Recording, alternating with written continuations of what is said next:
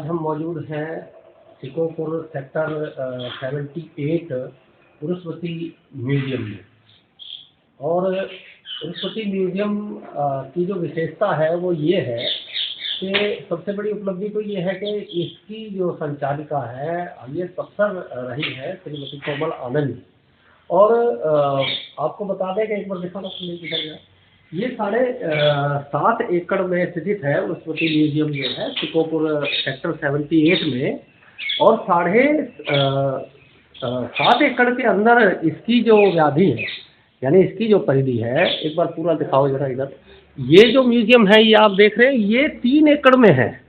और 3 एकड़ का ये भव्य म्यूजियम जो है यहाँ सिकोपुर में स्थित है। और इस म्यूजियम की जो खास विशेषता है वो आपको बताएं कि इस म्यूजियम में डायरेक्टर कोमल आनंद जी द्वारा हमेशा समय समय पे बहुत बड़े बड़े इवेंट हैं, जिनमें कथक है, कथक डांस है और बच्चों के इवेंट्स हैं जिसमें प्रतियोगिताएं भी होती हैं, और तरह तरह की शिल्प कला है, मूर्ति कला है और अन्य तरह के अनेक जो है इस संग्रहालय में आयोजन समय समय पे होते रहते हैं।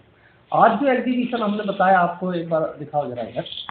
उरुस्वती जो एनुअल आर्ट कैंप लगा हुआ है ये 16 फरवरी से 22 फरवरी 2024 तक चलेगा। और इस आर्ट का जो ये एग्जीबिशन जो चल रहा है, जो प्रदर्शनी होने वाली है 22 तारीख को, इसमें पूरे देश विदेश से जो है बड़े बड़े आर्टिस्ट आज उरुस्वती सेंटर में मौजूद हैं और अपनी अपनी कला का प्रदर्शन बखूबी बनाने लग रहे हैं। जैसा कि हम देख के आए, आपको उनसे भी मिलवाएंगे। सबसे बड़ी बात क्या है कि जब आप उनसे मिलेंगे तो आपको ये चीज़ देखने को मिलेगी कि वाकई जिस तरह से उरुस्वती सेंटर में कोमल आनंद जी ने, इनकी जो डायरेक्टर साहिबा है, उन्होंने इस तरह के आयोजनों को बढ़ा चढ़ा के दिखाने का जो प्रयास, समाज को एक तरह से अच्छे मार्गदर्शन का जो संकल्प किया है, वो बहुत ही सराहनीय कार्य है। आइए हम आपको उन आर्टिस्टों से मिलाते हैं जो उरुस्वती सेंटर में देश विदेश से अपनी कला का प्रदर्शन और एक विशेष संदेश या एक गूढ़ रहस्य उन कलाकृतियों में छुपा के यहाँ मौजूद है हमारे साथ। जैसा मैंने बताया था कि उरुस्वती में देश विदेश से बहुत बड़े बड़े आर्टिस्ट जो है आए हुए हैं और कला की कोई आकृति का न कोई मूल्य है ना उसका कोई अंत नहीं। देखिए हमारे साथ जो बातें हैं उनसे कलाकृति खुद में ही एक ज्ञान इस तरह की गली हुई है कि जिस तरह से बच्चा जो है वो कलाकृति से बाहर निकल के चल रहा हो, बनाने वाले हमारे साथ मौजूद हैं, उनसे पूछेंगे जी सर। हम ज़्यादा से ज़्यादा डिवोशनल पेंटिंग करते हैं, हम बुद्धा को लेके ज़्यादा पेंटिंग करते हैं। हम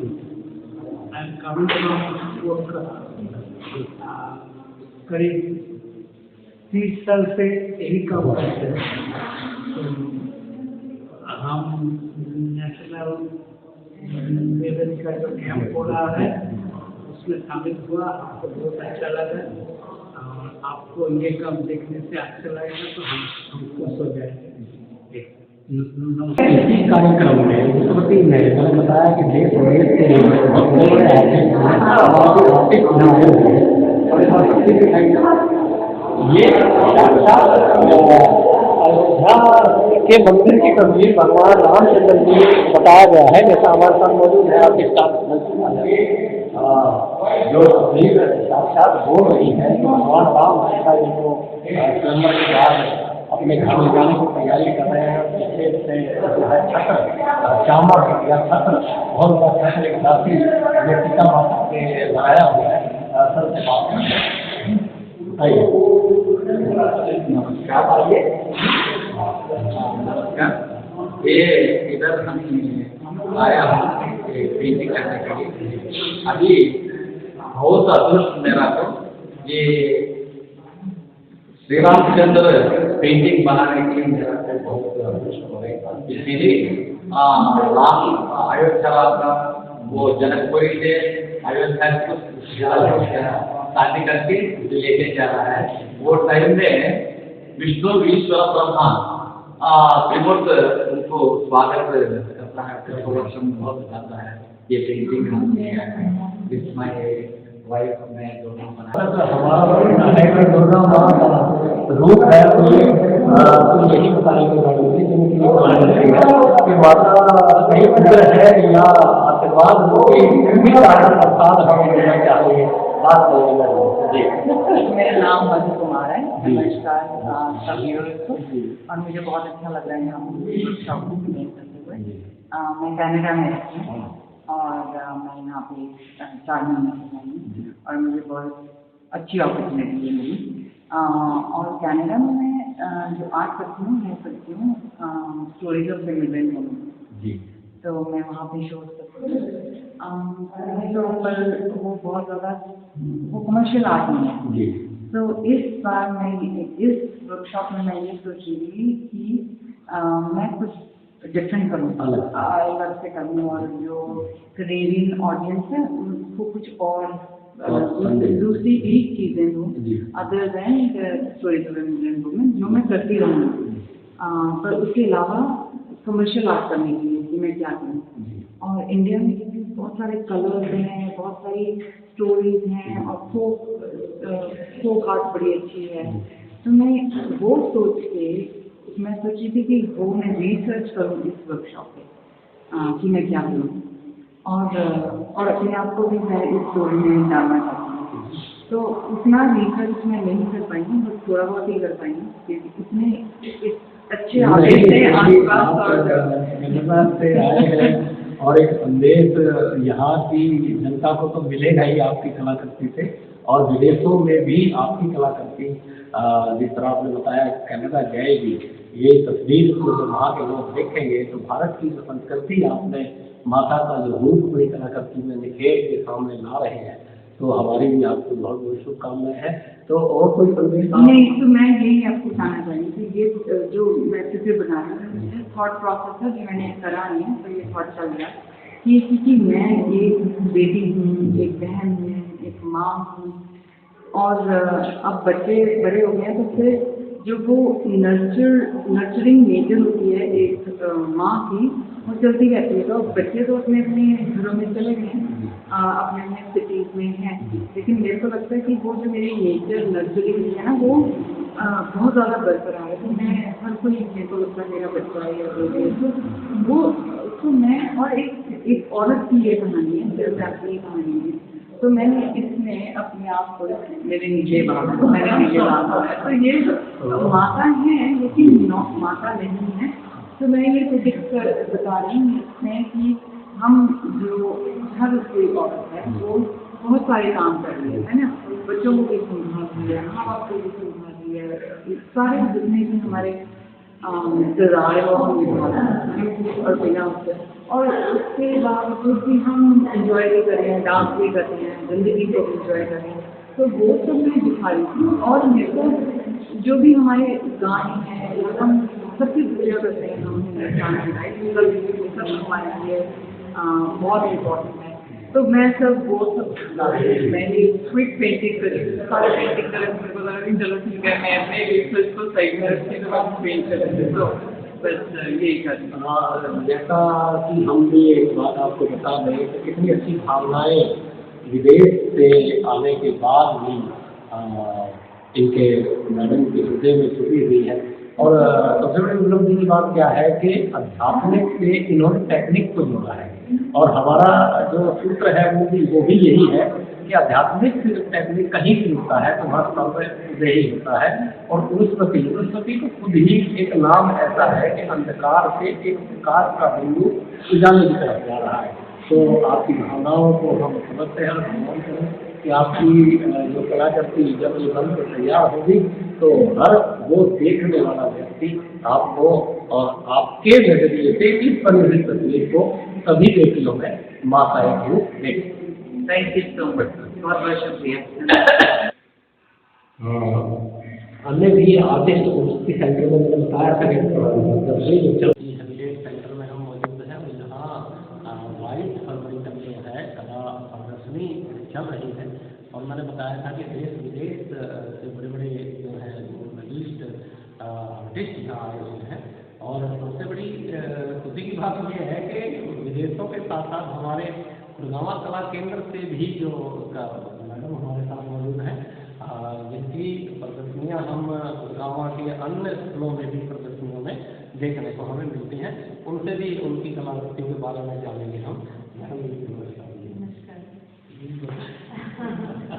तो मेरा नाम शिखा है, मैं कलागांव में काम करती हूँ और मैं साथ में आर्टिस्ट भी हूँ और हमेशा मैं कला के पीछे छिपी हुई इसके जो थेरेपेटिक गुण हैं, चीज़ें जो हम लोग शायद उन जमाने एक्सप्रेस नहीं कर पाते हैं, उन चीज़ों को छूने की कोशिश करते हैं। मैं इंग्लिश में सबकॉन्शियस बोलते हैं कि हमारा पीछे जो चल रहा है उस तक कैसे पहुँचा जाए। तो ये जरिया है। मैं साइकोलॉजी की स्टूडेंट भी हूँ, तो हमारे सबकॉन्शियस में पहुँचने के दो रास्ते होते हैं, एक तो कला है और दूसरा होता है हमारे सपने। तो सपने के माध्यम से आप जान सकते हैं कि हमारी क्या है, और दूसरा कला होता है, कला उस कला को बना के उसकी कला को देख के। तो ये मुझे बहुत ही पावरफुल लगता है, इसलिए मैं हमेशा एब्स्ट्रैक्ट पे काम करती हूँ और खुद भी जानना चाहती हूँ कि मेरे दिमाग में क्या चल रहा है और ऑडियंस को भी मैं इन्वॉल्व करने की कोशिश करती हूँ कि थोड़ा सा अपने आप को खोजें। सबसे बड़ी बात तो दुनिया में यही है ना, खुद अपना मैं मिल जाए तो और कुछ नहीं चाहिए। जैसा मैंने बताया था कि आप जो कला करती हैं ये खुद भले ही बेजुबान है लेकिन ये बोलती भी है। समझने का जरिया लोगों का अलग अलग होता है। हंसी की बात तो ये थी कि दूसरी कला करके दिखाती है। हाँ, ये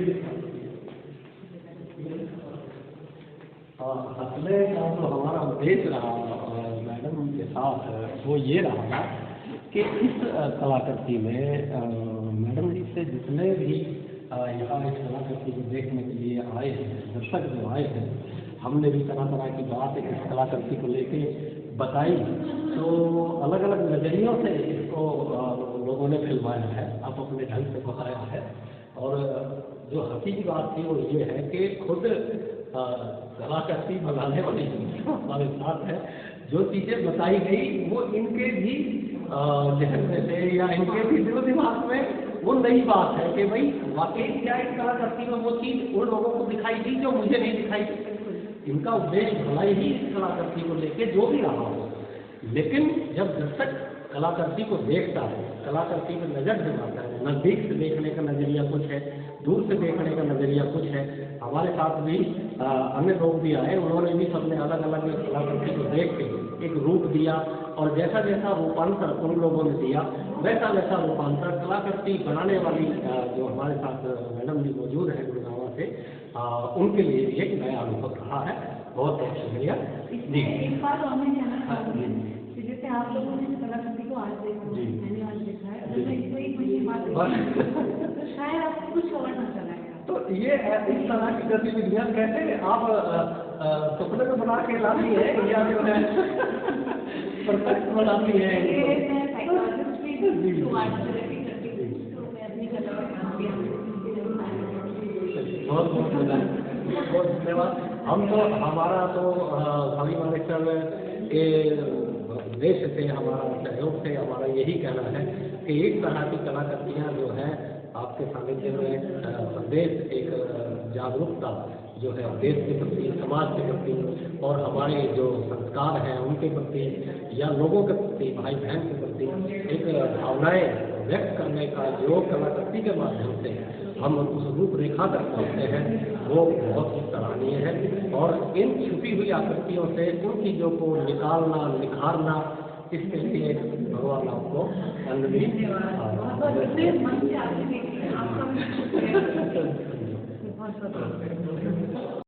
जैसा मैंने बताया था स्मृति म्यूजियम में जिस तरह की गतिविधियाँ अब चल रही हैं, उपलब्धियाँ चल रही हैं और आए दिन हर महीने भी कह सकते हैं कि यहाँ सांस्कृतिक कार्यक्रम की ओत प्रोत से आस-पास के लोग हैं, देश विदेश से, जैसा मैंने आपको अभी दिखाया है कि यहाँ जो प्रदर्शनी चल रही है वो 22 फरवरी तक चलेगी और देश विदेश से बहुत बड़े बड़े जो आर्टिस्ट यहाँ आए हैं उनकी कलाकृतियों से भी आपको रूबरू हमने करवाया है। हमारे साथ उसवती सेंटर की डायरेक्टर महोदया मौजूद है।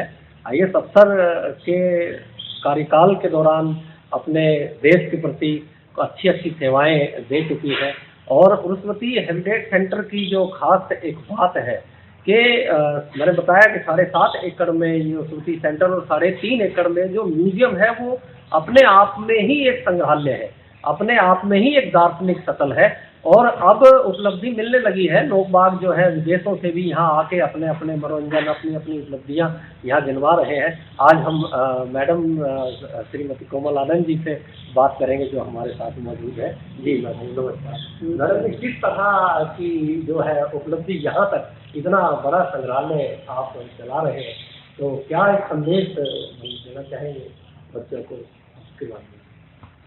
तो उर्वशी का जो जब हमने इसको सेट किया था यहाँ पे, तो हमारे मन में एक ही बात थी कि जो अपनी भारतवर्ष की संस्कृति है तो किस तरह से उभारा जाए और किस तरह से लोगों को बुला के दिखाया जाए।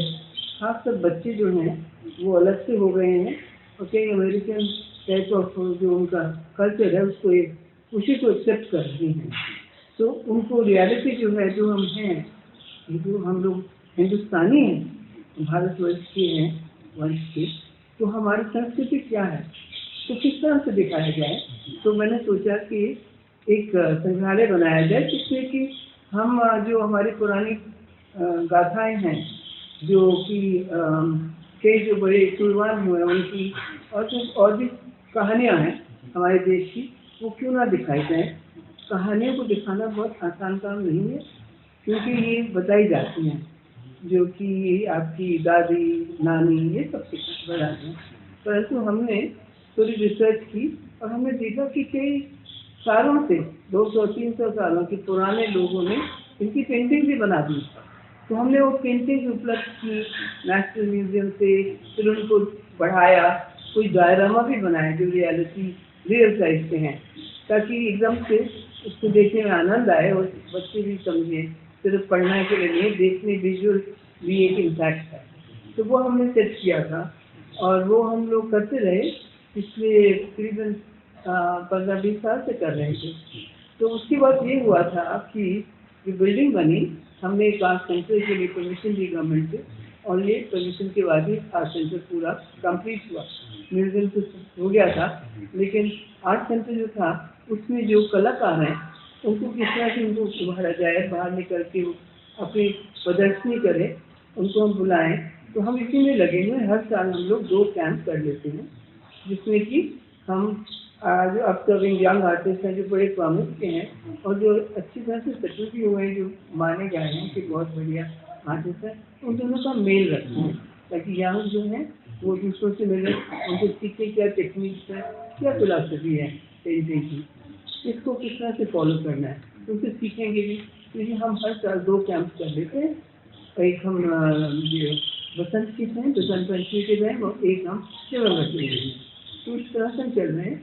इसके अलावा मैंने देखा कि गुड़गांव में काफ़ी जो कोई ऑडिटोरियम अच्छा नहीं मिला आर्टिस्ट को परफॉर्मेंस के लिए, तो हमारे पास काफ़ी रिक्वेस्ट आने लगी कि हम यहाँ पे ड्रामा या डांस या हम गज़ल का प्रोग्राम रखना चाहते हैं।